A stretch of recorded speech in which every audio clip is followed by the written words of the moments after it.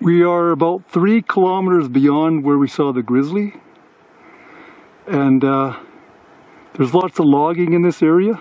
As you can see, my brother's standing beside a log loader. It's Sunday today, so it's a holiday. Yeah, it's Sunday, so they're not working.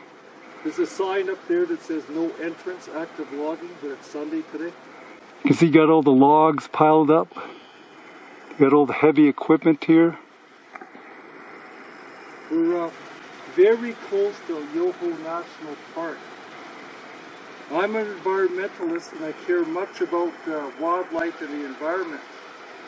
But then you can see the extreme double standards and extreme different positions the individuals take inside the park. They say you can't even use biodegradable soap. You have to pick up your food bits, strain your food bits, and carry them out. Don't leave a trace. Don't leave not even the slightest trace. No, and I do believe that, and I try to adhere to that. I adhere to that, and I agree with that. But then I see what happens just a few kilometers outside of the national parks. Then these guys logging, you sometimes see barrels lying beside the road.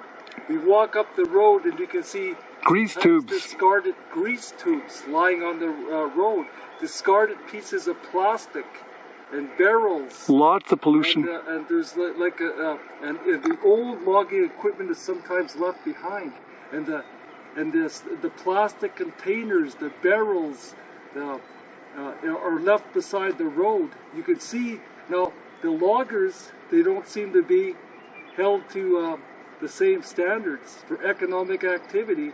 These guys do. I know logging is necessary. Yeah, we need the paper, we need the lumber. So I'm not against logging because we actually need that stuff. But I see the different standards, the extreme different standards people apply in one situation versus another. It's one extreme to the other extreme. Yeah. Although I have nothing against loggers, nothing against the logging companies.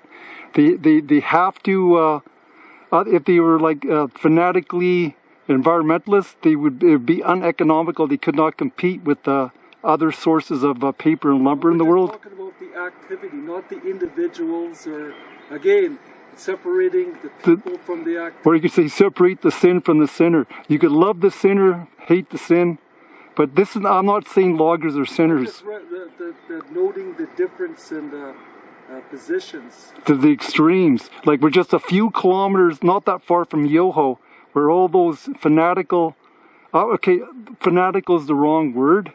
Let's just say, I don't know what the word is, extreme, even though I agree with it, so I shouldn't call it extreme.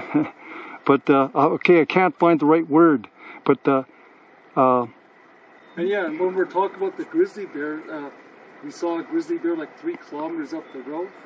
When they tell you there might be 10,000 grizzlies in BC, that's based on the carrying capacity of the environment, the suitable habitat. They have not carried out no census of grizzly bears. So they don't actually know the true number? It's probably far fewer? My true opinion on the numbers, there's just probably like a quarter, maybe not even that.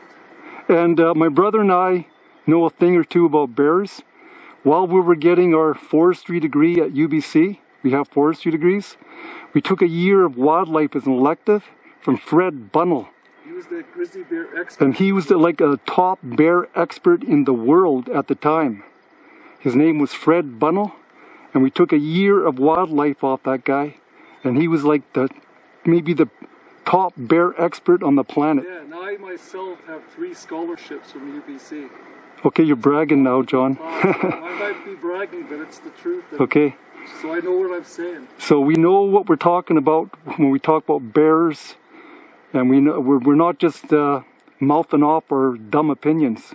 Okay, we know a thing or two about bears and the outdoors and wildlife and plants and all that. Okay, enough said. Enough of a rant. Okay, there I see discarded what appears to be a petroleum container. plastic petroleum containers, 3 of them just in the slash pile. Yeah, there's another one. Bunch of discarded containers of petroleum, and here's a Oil. puddle of oil. A puddle of oil. Or oil floating on top of the water. It's old dark and greasy oil puddle. So There you go. there you go. There you go.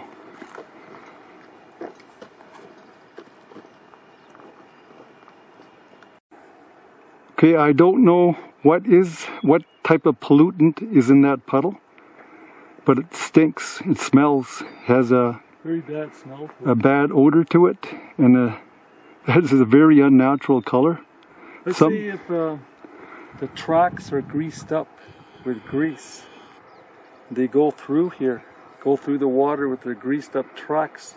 That could be the some residue for what comes off the tracks as they go Okay. through the mud, because they're going through mud and water, and maybe that rubs off into the mud and water, and that leaves the residue from. Because I imagine the tracks on the logging vehicles do have a lot of grease on them. And again, I want to repeat, have nothing against logging and loggers. It's necessary evil. Well, it's not evil. Okay, evil's the wrong word again. They just say man is a destructive force on the planet. Man can't help but be destructive. Just the modern lifestyle demands destruction. There's no way around it. So I'm not faulting logging companies or loggers. And people have to make a living. And people have to make a living. And people just, just the modern lifestyle demands destruction. It's just the nature of mankind. It's the nature of mankind, and it cannot be avoided. So do not get upset with us if you're a We're logger. just pointing out the activities and the situation. We're not We're not against logging. and we're not like pointing fingers at anybody and saying they're doing wrong. It's one of British Columbia's top employers and industries, And the people in Golden depend. and the people of the town of Gold depend on logging. And so, no, we're not against logging. So just make that perfectly clear. But we're just showing you what logging does to the environment. And not logging alone, but so many of man's activities is destructive, but it's necessary for our modern lifestyle. Just necessary. Yeah. Just the way it is. If you want to be a real environmentalist, then do not go on exotic vacations with airplanes, because there's an enormous amount of carbon output from taking. Okay, and ride around on a bike if you can, instead of a car. Yes, ride a bike and have a small house. And have a not very big house. tiny house. Don't have a big house. No Tiny swimming house. pools allowed. No swimming pools. A tiny house. Keep the temperature at like 68. Yeah, and then you'll have a minimal impact on the environment, and then you'll be a true environmentalist. And then you could rant about the environment. Driving a small car or an electric vehicle, that's not enough. That just And then if you go on multiple air travel, one long distance airplane trip Enormous pollutes as amounts. much carbon output as driving an SUV for the entire year. Yeah, so look into jet travel. Per individual. Per individual. So if you think you're doing your part by just driving a little electric car, And then you go on lots but then of you go on lots of exotic vacations and you with want a really airplanes, big home, a 4,000 square foot and you got a home, 4,000 swimming square pool, foot home and a swimming pool, incredible hypocrite who's ignorant. and then you're just ignorant, and you're still very destructive to the planet and the environment. And if everybody lived to that standard, And the whole world, the world could not take it. yes. There's a nice pothole to avoid if you're driving this road. Hard to tell on video, but that's like 4 feet deep. It goes down quite a ways. There's a nice little waterfall up there while I'm filming the pothole. Might as well film that thing.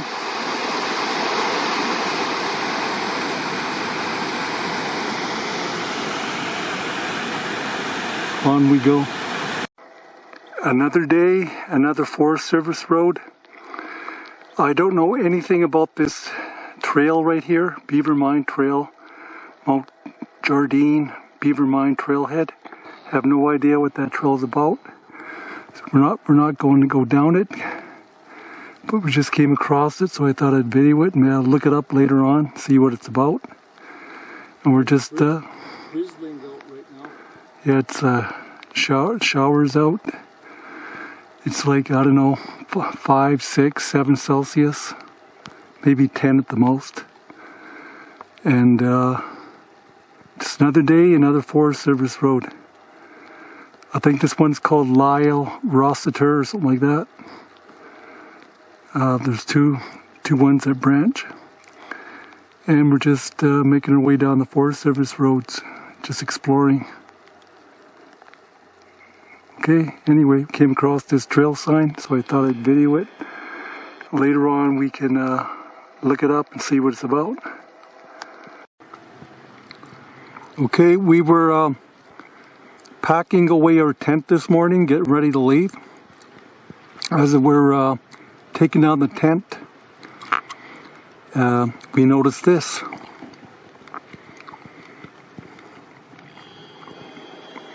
Completely fresh, gooey bear scat.